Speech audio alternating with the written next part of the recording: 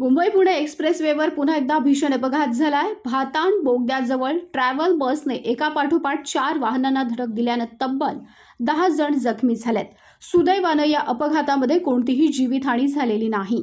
आज सकाळी 8:30च्या सुमारास पुण्याच्या दिशेनं जाणाऱ्या ट्रॅव्हल बसनं पुढे असलेल्या एका टेम्पो आणि 3 कारला जोरदार धडक दिली।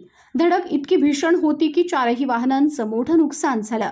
अपघाताची माहिती मिळताच संबंधित यंत्रणांनी घटनास्थळी धाव घेतली आणि जखमींना तातडीने रुग्णालयात दाखल करण्यात आलं। प्राथमिक माहितीनुसार 8 ते 10 जण जखमी असून त्यापैकी दोघांची प्रकृती गंभीर असल्याचं सांगण्यात येत आहे। दरम्यान अपघातामुळे एक्सप्रेस वेवरील पुणे लेनची वाहतूक काही काळ विस्कळीत झाली होती। त्यामुळे वाहनांच्या लांबच लांब रांगा लागल्या।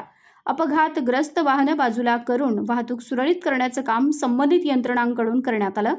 मुंबई पुणे एक्सप्रेस वेवर सातत्याने अपघात होत असल्यानं महामार्गावरील सुरक्षेचा प्रश्न पुन्हा एकदा ऐरणीवर आलाय।